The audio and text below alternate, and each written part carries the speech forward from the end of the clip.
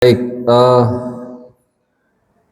kalau dalam Al-Quran mungkin itu tidak masuk dalam kisah Al-Quran ya, kisah Quran. Tetapi para jamaah, gitu ya, dalam Islam itu kan sumber yang valid itu kan kalau kita tidak temukan dalam Al-Quran, mungkin bisa kita temukan dalam hadis Nabi SAW. Walaupun kemudian hadis Nabi itu nanti kan banyak tingkatannya, level-levelnya gitu ya. Ada yang sahih, ada yang doif ya, dan lain sebagainya gitu ya. Ya, kalau kisah yang bagaimana seorang perempuan itu kemudian memberikan seekor anjing, memberikan minum seekor anjing, itu kemudian menghantarkan dirinya untuk kemudian masuk surga gitu ya. Banyak dalam Al-Quran gitu ya, kisah-kisah yang dalam Islam itu kisah-kisah yang kemudian diceritakan oleh salah satunya adalah para salafus solih gitu ya. Salah satunya adalah dari kalangan sufi gitu ya.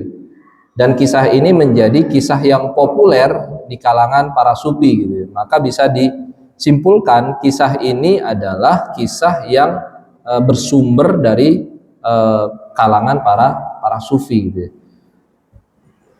Perihal nanti kemudian apakah ini fakta atau mitos gitu ya, maka yang terpenting lagi-lagi adalah nggak penting ini apakah ini kejadian atau enggak gitu ya. Tetapi kan nilai yang bisa kita teladani dari kisah tersebut adalah bagaimana seorang manusia itu memiliki rasa empati, bahkan tidak hanya antar sesama manusia saja, antar sesama makhluk Allah itu juga.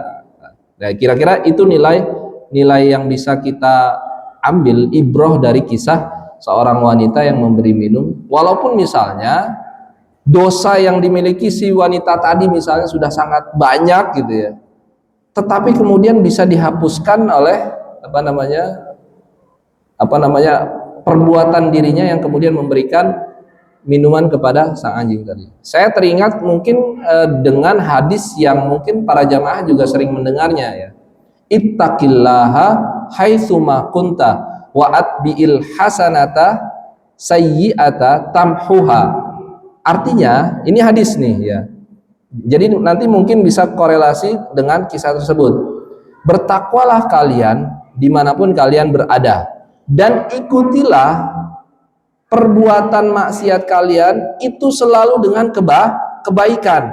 Niscaya kebaikan itu akan menghapuskan dosa-dosa yang sudah kita lakukan.